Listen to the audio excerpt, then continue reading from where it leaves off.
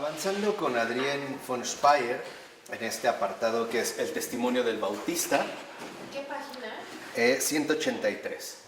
Ahora se va a comentar brevemente lo que es los versículos 24 y 25 de este libro 1 del Evangelio según San Juan. El versículo dice: y algunos de los enviados eran de los fariseos, y le preguntaron y dijeron: ¿por qué bautizas entonces, si tú no eres el Cristo, ni Elías, ni el profeta? Entonces aquí vemos cómo ellos, lo que habíamos mencionado, ¿no? Los fariseos, hacen este planteamiento en una situación, digamos, como de en crecimiento, ¿no? Cristo, Elías y después ya el profeta. Pero Juan lo entiende completamente al revés. ¿Por qué? Porque los fariseos o los enviados no comprenden creyendo. De hecho, para ellos el profeta vale más que Elías y que Cristo. En este sentido, son más susceptibles a la sensación que ellos perciben en la profecía que al Señor mismo. O sea, esta sensación que perciben en la profecía les es más real. Pero, si encontrasen un camino visible que los llevase por medio de una serie de revelaciones y demostraciones de los profetas hacia Cristo, entonces estarían dispuestos a recorrerlo con su razón. O sea, de cualquier manera seguirían un camino alterno. No, primero se dejan llevar más por la sensación de la profecía y aunque les mostraran un camino ya visible, sí lo recorrerían, pero no lo recorrerían, por así decirlo, con el corazón, sino que ahora lo harían a través de la razón, ¿no? Y buscarían otro ámbito. De ahí pues que en los versículos 26-28 dice el Evangelio: y Juan le respondió diciendo: yo bautizo con agua, pero en medio de vosotros está quien vosotros no conocéis. Él viene detrás de mí y yo no soy digno de desatar la correa de su calzado. Estas cosas pasaron en Betania, en la otra parte del Jordán, donde Juan estaba bautizando. Entonces, lo primero que vemos es que en este intercambio de preguntas y respuestas, Juan Bautista responde: yo bautizo con agua. O sea, no da de ningún modo respuesta a la pregunta hecha. Ya vimos que la pregunta era: ¿por qué bautizas tú? ¿Por qué bautizas? Si no eres ni Cristo, ni Elías, ni el profeta. Él no da ninguna respuesta a esta pregunta y sin embargo se esfuerza siempre por responder correctamente. Si bien Juan Bautista ya sabe que ellos no lo pueden entender. O sea la respuesta que dé, ellos finalmente no lo van a poder entender. Ahora, sobresale el hecho de que Juan no describe al desconocido, no en este caso a Cristo, no lo describe, no dice tampoco cómo se lo puede reconocer. Sabe que no lo reconocen y tampoco más tarde lo reconocerán. No hace nada para crearles accesos. Se sabe que finalmente estos accesos estarían ya como vetados, ¿no? Solo constata: vosotros no lo conocéis. Él viene detrás de mí. Yo no soy digno de desatarle la correa de su calzado. O sea, aquí lo que destaca Juan es el hecho concreto de que vosotros no lo conocéis, ¿no? Ya habíamos visto la ocasión anterior cómo no están en este sentido dispuestos a aceptarlo. Por eso solo habla de la correa de las sandalias, o sea, de algo que no es de ninguna manera el Señor mismo. Se refiere a algo que le pertenece exteriormente. Sabe que no puede transmitir una descripción del amigo. Si a quien le es dada carece del amor. Y aquí hay también un rasgo que también se presenta de manera frecuente en nosotros, ¿no? A veces podemos hablar de Cristo, pero simple y sencillamente no hay acceso a Él porque se carece del amor. Entonces, al carecer del amor, finalmente Cristo es inaccesible. ¿Por qué? Porque como ya sabemos, Dios es amor. En cambio, Juan manifiesta al amigo en tanto lo cubre. O sea, lo manifiesta manteniéndose él mismo a una distancia absoluta de él, ¿no? Cuando decía: yo no soy el Cristo, ¿no? Así es como lo va a manifestar. Y de ninguna manera se gloría, por ejemplo, de su intimidad o trata de captar las simpatías del amor del Señor. O sea, no, en ningún momento Juan, en este sentido, Juan Bautista, destaca, digamos, la intimidad con el Señor. De hecho, dice Adrienne: así será a partir de ahí en adelante el amor cristiano, en el matrimonio, en la amistad, en la iglesia, en la vida religiosa, en cada comunidad. O sea, no decir no siempre significa callar. Aquí hay, digamos, como una distinción fundamental entre no decir y callar. ¿Por qué? Porque, como menciona Adrián, si a este va a ser como el perfil que adquirirá el amor cristiano, vemos que hay una revelación a través del silencio. Es decir, el no decir involucra una revelación.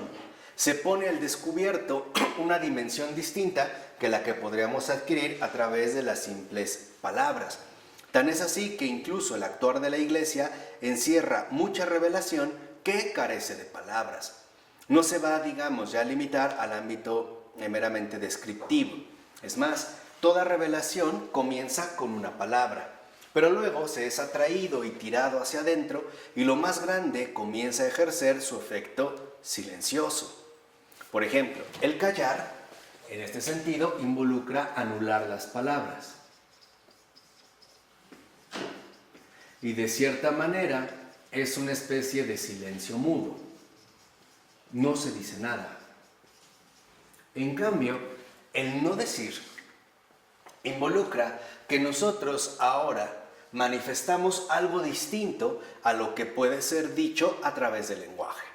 Aquello que podríamos decir, por ejemplo, incluso a través de las palabras. Y que el propio Jesús nos expresó cuando dice, por ejemplo, ¿no? Si alguien te golpea en la mejilla izquierda, ponle también la derecha. Este es un no decir. O sea, no intervenir, digamos, en el juego discursivo para que nuestra manifestación rebase, por así decirlo, el nivel meramente hablado, el nivel meramente del decir. Entonces, cuando Juan Bautista se mantiene en el no decir, lo que hace es ahora manifestar al Señor. Lo oculta en el lenguaje para hacerlo experiencia viva. Esta es la manera en la que se conoce o la gente expresa, los discípulos del Señor van a expresar o a testificar que en efecto lo conocen. No es por lo que dicen, es por lo que manifiestan.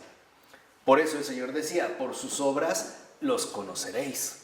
O sea, el no decir involucra en este sentido que no nos quedamos al nivel enteramente del discurso, de lo que puede ser expresado en las palabras. El no decir, en pocas palabras, involucra ya una revelación, que no es para nada un silencio mudo, un vacío, ¿no? La revelación está llena, por así decirlo, de significado.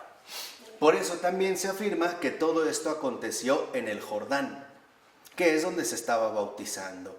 ¿Por qué? Porque todo el diálogo, ¿no?, de los enviados que mandan a Juan Bautista se despliega enfrente del Jordán, o sea, frente a las corrientes de las aguas. Y estas corrientes de las aguas es precisamente una imagen de la gracia. No es casual que se haya dado en este lugar y que el Evangelio mencione que se da precisamente en el Jordán, porque es una imagen de la gracia, ¿no? Estas corrientes, las corrientes de las aguas.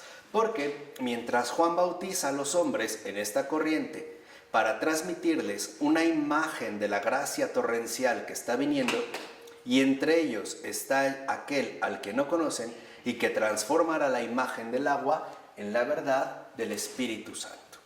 Entonces, aquí aparece un rasgo fundamental. El hecho de que esto haya acontecido en el Jordán es porque anuncia una gracia totalmente superior a cualquier gracia concebible. Esta gracia inimaginable es el Espíritu Santo. Entonces, la revelación, que no es un silencio mudo, es el Espíritu Santo, que no puede ser de hecho apresado con palabras. Ni un solo concepto le haría justicia, ¿no? No podríamos definir textualmente, literalmente, en este sentido, al Espíritu Santo.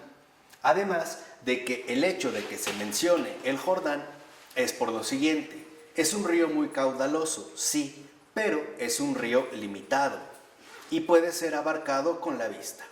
En cambio, la gracia que ahora comienza a correr y en la que los nuevos catecúmenos han de ser sumergidos es infinita e inabarcable, pues ella fluye desde la vida eterna hacia la vida eterna. Entonces, este no decir que es revelación, Espíritu Santo, vemos que en este sentido es gracia inabarcable.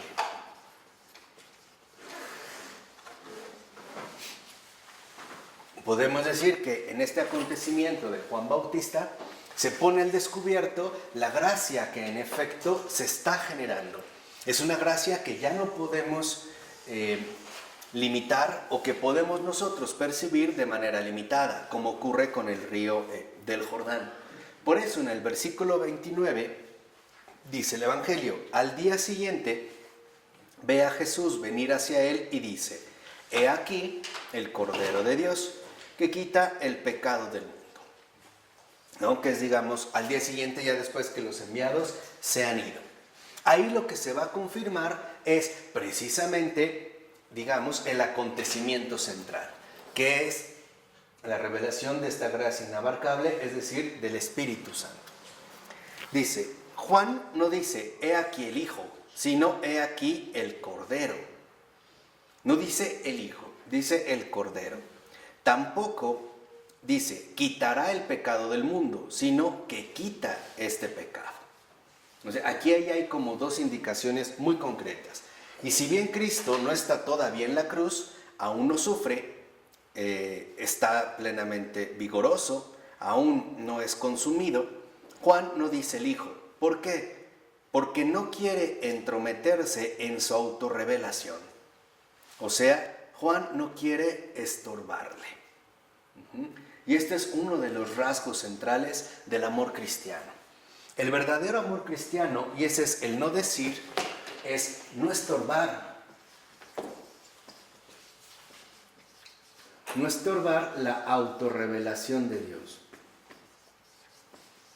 Muchas veces, este estorbar la autorrevelación de Dios proviene de la imprudencia de nuestras palabras, ¿no? Muchas veces decimos cosas que en realidad no vivimos, o no sabemos, o no conocemos, o que simple y sencillamente las decimos, pero no estamos dispuestos a vivirlas.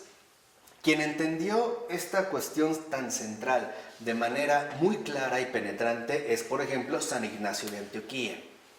San Ignacio de Antioquía dice lo mismo, pero de otra manera. Por ejemplo, en su carta a los Efesios dice, bueno, es preferible, es mejor ser, o digamos, es que estoy viendo como la traducción, es mejor callar y ser que hablar y no ser, ¿no? Esa es como la síntesis de Ignacio de Antioquía. Porque a veces nosotros, por ejemplo, estorbamos la autorrevelación de Dios a través de nuestras palabras, sí, bien intencionadas, pero de fondo inapropiadas. Piensen en Pedro. El Hijo de Dios tiene que sufrir, no, así sea que tenga que morir, yo moriré contigo. No, esto es estorbar la autorrevelación de Dios, porque nosotros hacemos intervenir algo que no es el mismo. Por decirlo de otra manera, hablamos, pero no hablamos a la luz de la verdad. Hablamos, por así decirlo, por hablar, a veces sin sopesar o sin discernir el peso real que nuestras palabras van a adquirir. Por eso Juan el Bautista, por el contrario, no quiere estorbar al Señor. O sea, que no lo diga, que no diga quién es Él, que no diga el Hijo, sino el Cordero, es un signo de tacto respetuoso. No difunde su saber sobre el Hijo de Dios.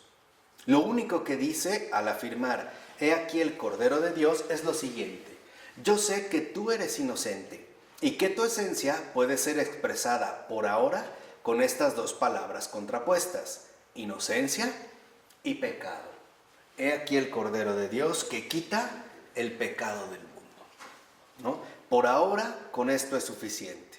Si Juan hubiese hablado del Hijo, habría tenido que explicar la relación entre el Padre y el Hijo. Pero Juan no quiere explicar nada. Lo que quiere es reunir. O sea, concentrar la atención en el foco central de Cristo. Este gesto de centrar la atención en el foco central de Cristo, lo vemos en el hecho de que Juan señala al Cordero. ¿No lo ven? Y señaló al Cordero. Ese es el Cordero. O sea, es como si Juan dijera, en eso es en lo que tenemos que concentrarnos. Si queremos entender el misterio mismo de Dios, tenemos que dirigirnos a Cristo. Tenemos que dirigirnos al Cordero. A partir del Cordero, nosotros podremos ingresar paulatinamente en el misterio mismo de Dios, es decir, en el misterio de la Santísima Trinidad. Y a su vez, por una parte, si el señalar al Cordero nos dirige al misterio de Dios, también el dirigirnos a Cristo nos dirige a esta otra dimensión del misterio de Dios que se llama redención. Y en esta redención lo que va a entrar en juego es la inocencia y el pecado. Por eso señala, la contraposición entre pecado y llevar, quitar el pecado. De hecho, en ese llevar, quitar el pecado, Juan ve la esencia del Señor y ve todo su camino. O sea, ¿qué es, lo que Juan señala? Que que es el Cordero de Dios es el Redentor del mundo. Ahí está, dada la redención. Ahora, ve también Juan que el Señor no posee una inocencia cualquiera, sino que es el Cordero. O sea, que no se trata, en este sentido, de que lleva algún pecado, sino que es el pecado del mundo.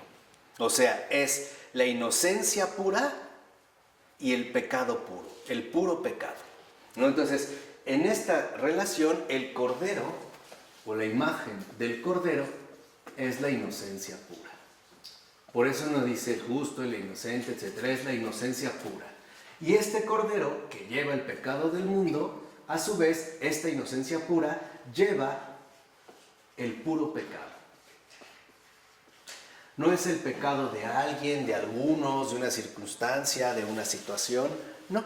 Sino que la inocencia pura carga y lleva el puro pecado para que en efecto se lleve a cabo la auténtica redención. Él ha sido concebido sin ningún pecado. ¿Cómo carga el puro pecado? El que lleva el pecado del mundo. Cuando es bautizado, que es sumergido, es el símbolo de que acepta cargar con todo el pecado del mundo. Porque no es suyo. No, no es suyo. Por eso lo lleva, ¿no? Lo carga, que de hecho es el peso de la cruz. Pero solo en el bautizo. A partir de ahí. No es solo a partir del bautizo, desde la eternidad ha aceptado este paso. No dijimos antes de la creación y la redención, pero en su misión terrena, ahí es donde ya acude precisamente o se revela este paso decisivo, el asumir todo el pecado del mundo. Por eso nosotros vemos que es una imagen muy hermosa, como en el bautismo de Jesús, cuando es sumergido en las aguas, por así decirlo, absorbe todo el pecado del mundo, y al absorber todo el pecado del mundo, el camino al cielo está abierto. Por eso es muy llamativo que cuando Él es sumergido al agua, el cielo se abre. Es como decir, si todo este pecado que ha recogido Jesús a la manera de una esponja es superado, es redimido, es perdonado, se lleva a la obra de la redención, el cielo queda plenamente abierto. Y no solo eso, no solo queda el cielo abierto, también se garantiza la llegada, o el descenso del Espíritu Santo.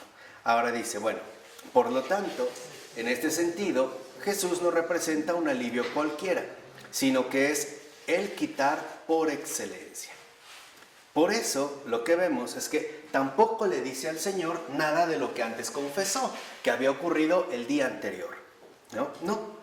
Que no es digno, que solo bautiza con agua, que no merece desatarle ni la correa de la sandalia, no, porque ahora el Señor está ahí y sabe todo eso. Juan no necesita introducirse a Él con humildad. Fíjense lo central, que es el otro rasgo, el segundo rasgo del amor cristiano. Su relación con Cristo es tan clara que no necesita palabra alguna. Y esto es algo fundamental en la cual nosotros también estamos llamados a ingresar. La relación con Cristo es tan clara que no necesita palabra alguna. No necesita introducirse con grandes discursos ni llenos, por así decirlo, ¿no?, de una grandeza inapropiada, pero tampoco de una bajeza desproporcionada. No necesita ya decir ninguna palabra. La relación con Él está tan clara que en efecto ya está más allá de lo discursivo. Y también Juan, en este sentido, es tan puro que no necesita ninguna disculpa. Si ahora se disculpase de su indignidad, eso sería duda e ingratitud. Acuérdense lo que dijimos, ¿no? Juan sabe quién es Él. Y lo sabe porque sabe a partir de que Él no es, en este sentido, Cristo. Frente a los demás, a los que le enviaron, debía hablar así, manifestando su indignidad. Ahora, lo único que dice es, tú eres. ¿Se acuerdan que Florensky también una vez tocó este punto? Que dijo que cuando nosotros realmente alcanzamos esta cuestión, donde ya las palabras son irrelevantes, y llegamos a lo esencial y le decimos a Dios, tú eres, que es la confesión por excelencia, el Señor nos responde, tú también eres. Él mismo nos confirma. Lo único que le dice es, tú eres. En el reconocimiento de tu grandeza, yo no necesito describir en absoluto mi nulidad. Y esto es algo bellísimo. Cuando nuestra relación con Cristo es clara, es genuina, es profunda, no necesitamos exhibir de nuestra nulidad. Basta confesar su grandeza. Todo lo demás es secundario. Si yo soy poco o mucho, no es lo central. Lo central es su grandeza. Lo central es la grandeza de Cristo, que en efecto es el Cordero de Dios. Esto nos puede parecer hoy en día a nosotros como un poco extraño, porque ya estamos mal acostumbrados a veces a darnos mucha importancia, ¿no?, para bien o para mal. A veces le damos mucha importancia a nuestras buenas obras y a veces le damos una exageración también inapropiada, morbosa, podríamos decir, a nuestra bajeza. Esto significa que nuestra relación con Cristo no es muy clara, porque lo que en realidad, es esencial en esta relación es que Cristo lo es todo. Y lo que realmente importa es Cristo. Yo ya no hago sombra, no eclipso lo que dijimos. No tratamos de estorbar la autorrevelación ¿de qué? De Dios. Por ejemplo, alguien que empieza a decir que Dios es muy bueno y termina hablando de lo pecador que Él es. Entonces la atención ya se desvió. Es tanto como decir, contrariamente a Juan el Bautista, ese es el Cordero de Dios, pero aquí estoy yo. ¿Sí me explicó? Esto es bien importante, ¿eh? O sea, la confesión central, que es, digamos, la base fundamental del testimonio de Juan Bautista, es tú eres. Tú eres. Ante ti, yo no tengo por qué hablar de mí. Lo que me interesa en este sentido es que toda la atención se dirija precisamente a ti, de tal manera que mi no decir es no hablar de mí, sino revelarte a ti. Y esa es la gracia inabarcable. Hay muchas personas que empezamos a hablar de Dios y terminamos hablando de nosotros mismos, de una o de otra manera, lo que hemos vivido. Entonces, como que el señalamiento es, sí, mira, ese es el Cordero de Dios, pero aquí estoy yo. O sea, desviamos la atención y ahora esta atención se dirige sobre nosotros. A lo que, digamos, aquí me refería, es que cuando la relación es clara con Cristo, Cristo ocupa el lugar que le corresponde y de ninguna manera se lo buscamos arrebatar. Reconocemos lo que nos toca, Juan lo reconoció. Ese es un primer paso, pero este primer paso involucra una culminación total, que es precisamente, por así decirlo, la relevancia absoluta del propio Cristo. O sea, hay momentos, por ejemplo, en los que nuestro desarrollo de vida espiritual involucra todavía mucho, por ejemplo, esta parte fundamental de la miseria y la misericordia. Y es una gracia, ¿no?, que el Señor nos permite experimentar nuestra miseria, claro, pero a la luz de su misericordia. Y al revés, experimentar su misericordia, pero a la luz de nuestra miseria. Esto nos mantiene en un sano equilibrio. Pero en el desarrollo mismo de la gracia inabarcable, llegará un momento en el cual lo único en verdad esencial es el amor de Dios. Este amor de Dios que ya lo llena todo, que lo es todo, que nada lo eclipsa, que nada compite. Y entonces superamos, por así decirlo, el primer momento en el cual todavía la miseria y la misericordia forman un dúo importante. Porque después comprendemos que lo central ya no es el pecado, sino el que perdona los pecados. Por eso, por ejemplo, lo que nosotros vemos es que los santos, es decir, todos aquellos que ya están en presencia del Señor, en convivencia, en comunión con el Señor, ya no tienen una referencia al pecado. Ya no. O sea, ahora sí ya es el ingreso pleno en el amor de Dios. Entonces, no es que no se tome en cuenta el pecado, es que el pecado es un medio. Llegará un momento en el que el pecado será dejado de lado. Y entonces estamos llamados a la experiencia concreta del amor de Dios. Esto es lo que Juan ve. Esto es lo que señala. Por eso decía que este es el rasgo fundamental del amor cristiano. En el verdadero amor cristiano, como dijimos en el matrimonio, en la amistad, en la cuestión laboral, lo importante no es, digamos, que una persona sepa o sienta incluso que la amo, sino que experimente que es Dios quien le ama. A través de mí, incluso podemos decir, incluso más allá de mí. Se percibe que ahí, digamos, hay una realidad distinta. O sea, en este caso, la obra del Espíritu Santo. Por eso es que Cristo, bueno, en el versículo 30 del libro 1, dice el Evangelio: este es aquel de quien yo dije, detrás de mí viene un hombre que ha sido puesto delante de mí, porque era primero que yo. En estas palabras, lo que afirma el Bautista es lo siguiente. Primero, que Cristo era Cordero de Dios ya antes de quitar el pecado del mundo. O sea, no es el pecado del mundo el que lo convierte en Cordero. Él es el Cordero de Dios antes incluso de quitar el pecado del mundo. Y esto es lo que también ya habíamos dicho varias veces. La redención precede a la creación. Cristo no es como una salida emergente de Dios para salir al paso del pecado. No, es el tiempo del Señor, como lo veremos más adelante. Aquí lo que vemos es que en tanto quita el pecado, Él sigue al Bautista. El Bautista va adelante en tanto quita el pecado, pero como Cordero, Él es anterior a Juan. Él, digamos, está primero. Como hijo en el Padre, ya era el Cordero de Dios, porque todo su camino ya era en el Padre.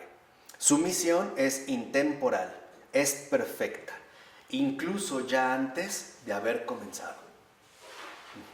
¿Por qué? Porque todo el camino del Hijo está en el Padre, antes de haber comenzado. Aquí es donde aprendemos un rasgo central también de la misión cristiana. Lo más importante en la misión del cristiano no es, por así decirlo, lo que podemos realizar o no realizar, ni cuantitativa ni cualitativamente. Lo fundamental de la misión cristiana es decirle sí al Padre. Tal vez las cosas no van a salir como debieran. Habrá imperfectos, habrá carencias, habrá dificultades, pero esto no es lo esencial. Lo esencial es decirle sí a la voluntad del Padre. Este es, digamos, el paso radical, o sea, la verdadera entrega al Padre, tal y como Cristo lo hace. Entonces, con que nosotros realmente nos apeguemos de corazón al Padre, quiere decir que nuestra misión realmente ha empezado. Todo lo que después suceda, a pesar de sus fallos, de sus incompletitudes, de sus errores, de sus defectos o carencias, etc., no es tan central como decirle sí al mismo Padre. ¿Por qué? Porque todo lo eterno que sucede en el tiempo es en sí mismo sin tiempo y anterior al tiempo. Esto no es un juego de palabras. Lo que decimos es que si yo le digo sí al Padre, quiere decir que yo me estoy, digamos, basando en la eternidad. Y la eternidad es previa al tiempo. De tal manera que si yo realmente me adhiero a la eternidad, todo lo que ocurra en el tiempo ya tiene, por así decirlo, una garantía verdaderamente sólida. Este es como el paso central. O sea, no importa tanto, digamos, la acción directa entre los hombres, sino mi verdadera entrega y compromiso con el Padre, es decir, con Dios mismo. Muchas veces es curioso, pero el Señor nos pide una misión y le decimos sí, y esa misión nunca se lleva a cabo, porque no era importante lo que viene después, sino lo que estaba desde antes. Entonces, el sí al Padre es el principio de todo.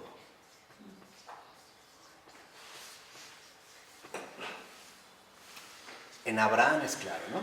Le pide algo, pero no se realiza, no se completa. Porque ahí lo que el Señor nos quiere enseñar es este sí pleno. Podemos ver que en ese sentido el Señor es anterior a los hombres, como lo bueno es anterior a lo mediocre, y lo celestial es anterior a lo terrenal. Este también es una de las indicaciones fundamentales del Bautista. Lo primero a lo que señala es a lo celestial. Después vendrá lo temporal.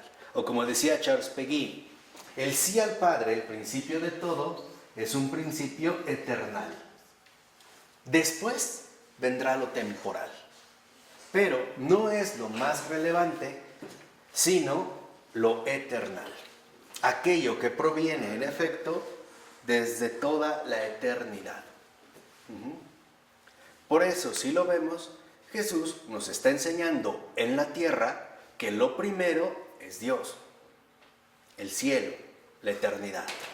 Después vendrá todo lo demás. Y él mismo lo dijo, busquen primero el reino de Dios o el reino de los cielos. Y todo lo demás se les dará por añadidura.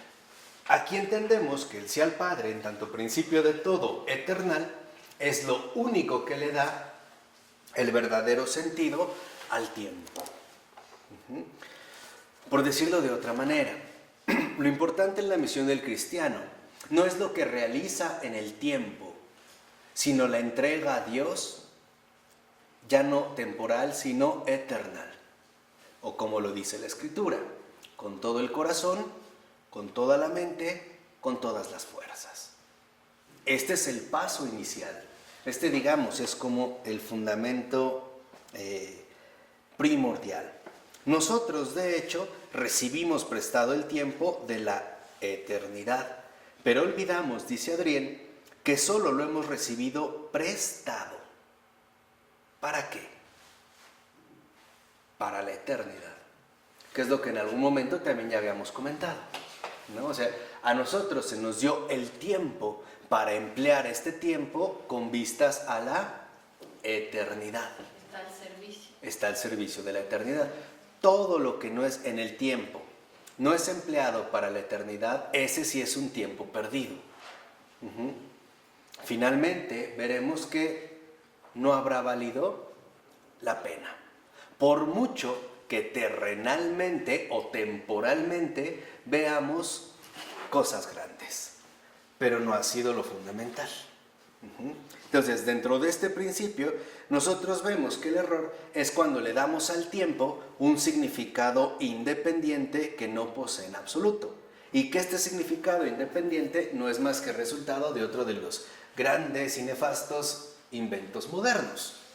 El suponer que el tiempo es una realidad independiente de la eternidad, tan independiente que se puede mecanizar y, digamos, ¿no?, como plantear a partir de un mecanismo como es el reloj, a través de un proceso enteramente numérico. No, lo que vemos es que, por ejemplo, el no cristiano ve en la vida cristiana una pérdida de tiempo. Y con toda razón. Cuando te dices, tú nada más estás rezando, ¿para qué vas tanto a misa? Ay, sí, con la devoción, no sé qué, estás perdiendo el tiempo. Pero tiene razón. ¿Por qué? Porque el no cristiano ve en el tiempo del mundo la permanencia verdadera y esencial. Tiene razón. O sea, finalmente, para el no cristiano, la vida de un cristiano es pura pérdida de tiempo. Son todavía los que dicen, de cierta manera, es que Dios no te va a dar, tú tienes que ¿qué? que aplicarte y moverte y no te va a caer del cielo. O sea, tienes que, ¿por qué? Porque seguimos todavía la tendencia del mundo que nos invita a usar el tiempo en beneficio propio. Digamos, la cuestión eterna, el sí al Padre, el principio de todo, es lo que establece la diferencia fundamental entre el cielo y la tierra. Nosotros estamos en la tierra porque lo que anhelamos es el cielo. Y al cielo solo se llega a través de caminar en la tierra. Por eso no tenemos alas. Porque nosotros como personas terrenas requerimos ir paso a paso. Las aves no necesitan caminar. No sé hasta si se han fijado, pero los pajaritos no saben caminar. Brincan, ¿no? Dan brinquitos. Porque ellos vuelan. Su desplazamiento es distinto al de nosotros. Nosotros no. Nosotros debemos de entender que el paso de la tierra al cielo es paso a paso. No es de un salto, de un brinco, etc. Es paso a paso. Este es uno de los aspectos que, a mi entender, Martín Lutero confunde.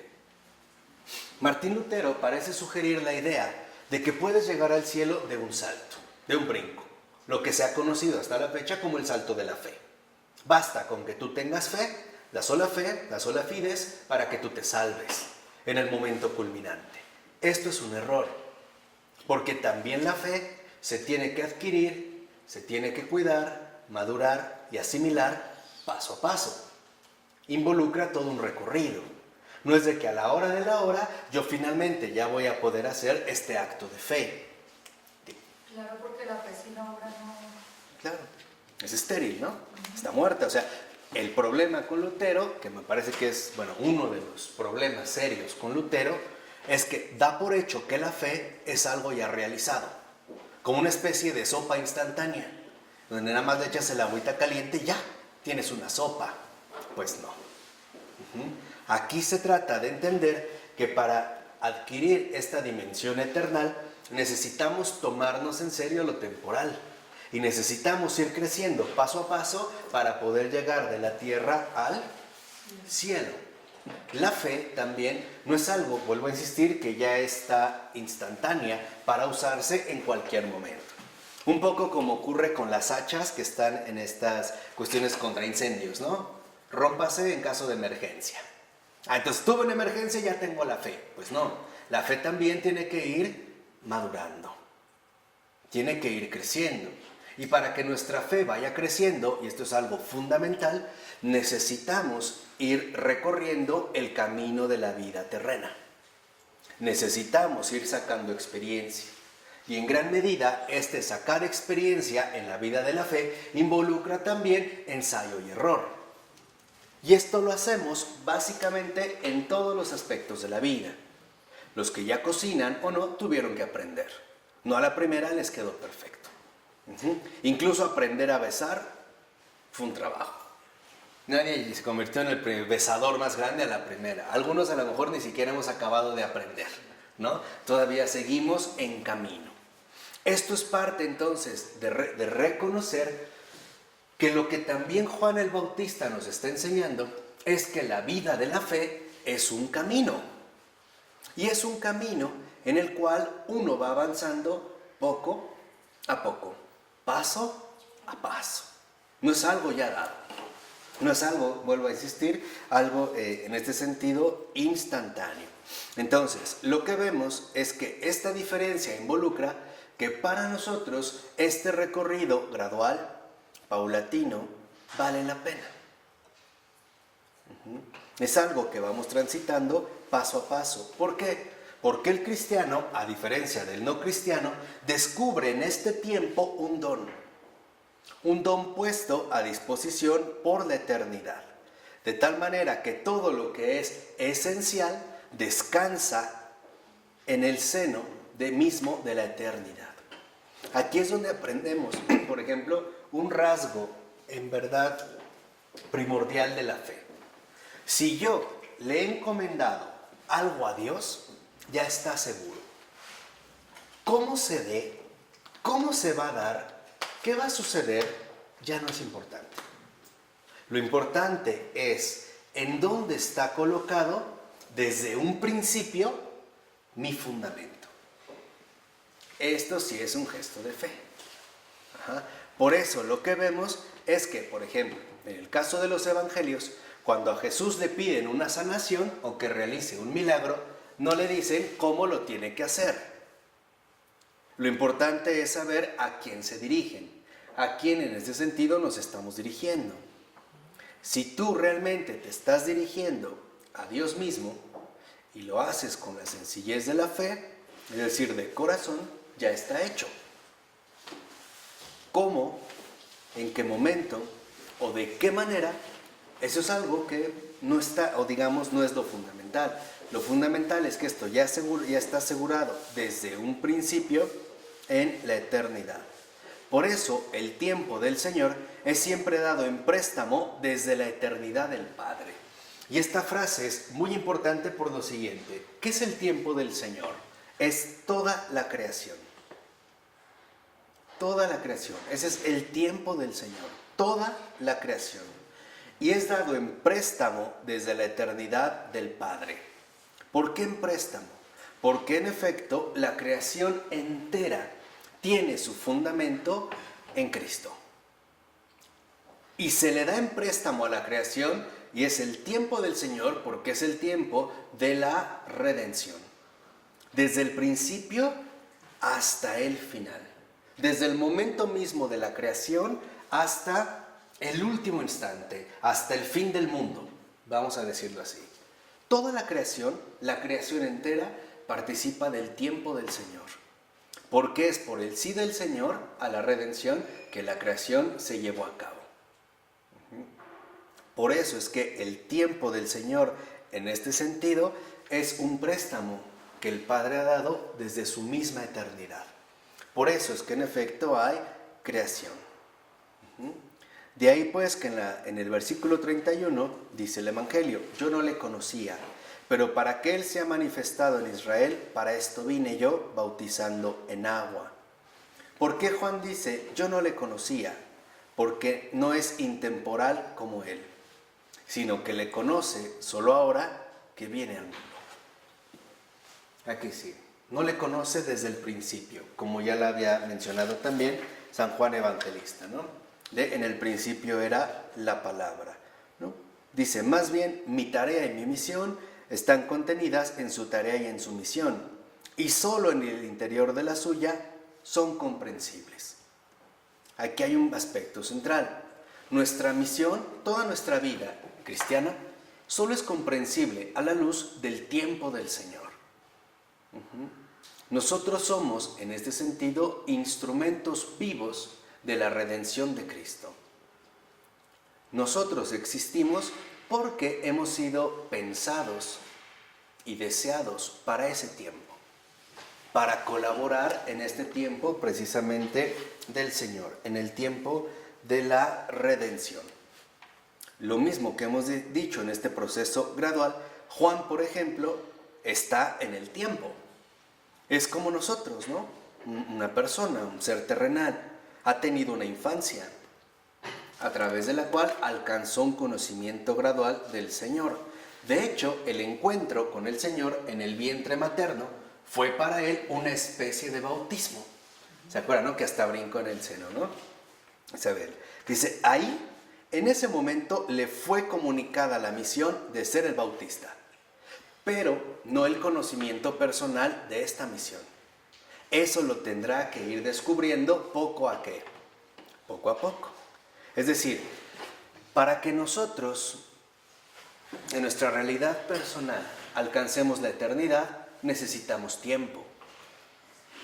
Y este es un aspecto importante que lo mismo que Juan vamos adquiriendo. La misión personal concreta se va a despertar mucho más tarde. De hecho, también la misión de Juan estaba comprendida en Dios desde toda la eternidad. Y también su misión ya revelada se cumplió en contacto con María, o sea, en el seno materno. Solo más tarde se va a hacer consciente. Y aquí es donde vemos también otro rasgo fundamental de la gracia inabarcable, la presencia constante de María. Por eso a María se le conoce como la mediadora de todas las gracias. María en este sentido no es la que otorga la gracia, es la que acompaña la gracia. ¿Para qué? Para que esta gracia se cumpla, para que esta gracia fructifique, para que esta gracia siga adelante su recorrido, cuya meta final es precisamente el cielo. Y lo vemos aquí, ¿no? Lo vemos precisamente el hecho de que lo recibe en presencia de María. En cambio, en Cristo, la misión revelada fue cumplida ya desde la eternidad en el seno del Padre. Y como tal, fue conscientemente aceptada y asumida. Esta misión proviene del hecho de que Cristo le ha dicho sí al Padre, sí a la redención, sí a la salvación, sí a ser el Salvador del mundo, antes de la creación misma del mundo. Entonces, aquí para terminar, lo que nosotros debemos detectar es que el hombre, por decirlo de esta manera, vive en el cielo y sobre la tierra. Ahora, en la tierra, cada uno de nosotros va a ir descubriendo la misión que el Padre le ha encomendado. Cada uno de nosotros. Pero para encontrar esta misión, es curioso, o es una de las paradojas cristianas, necesitamos renunciar al tiempo de la tierra. Y necesitamos buscar cuál es el proyecto que desde toda la eternidad el Padre tiene pensado para cada uno de nosotros. Entonces, nosotros debemos de ir descubriendo de manera paulatina qué sentido tiene mi vida aquí en la tierra. Es lo que todos, quizá en algún momento de la vida nos preguntamos, ¿para qué nací? ¿Qué hago aquí, no? ¿A qué vine? ¿Qué propósito tengo que realizar? Porque incluso es curioso que podamos alcanzar varias cosas como casarse, tener una familia, tener un buen empleo, tener un gran trabajo, tener mucho ingreso económico, pero seguimos percibiendo un vacío. Aún hay algo que quizá nos falta realizar, por mucho éxito o por mucho bienestar que hayamos alcanzado. Entonces, para poder encontrar esta misión fundamental, debemos de aprender no a callar, debemos de aprender a no decir. Es decir, a no establecer, a no estorbar la autorrevelación de Dios. Y para no estorbar la autorrevelación de Dios, tenemos que hacer como Juan Bautista, señalar al Cordero de Dios que quita el pecado del mundo. No dice Juan, he ahí el Cordero de Dios que quita mi pecado. Dice que quita el pecado del mundo. O sea, para realmente alcanzar el ámbito del no decir, que es muy diferente al callar, necesitamos contemplar con todo el corazón, con toda la mente, con todas nuestras fuerzas, al Salvador del mundo. Es decir, al Cordero de Dios. En este caso, a Cristo. De tal manera que nuestra relación con Él se vuelva tan clara, pero tan clara, que incluso ya en la tierra hemos captado la importancia que tenemos para el cielo, o el llamado que se nos ha hecho desde toda la eternidad. ¿De acuerdo? Vamos a dejar esto. En nombre del Padre, del Hijo y del Espíritu Santo. Amén.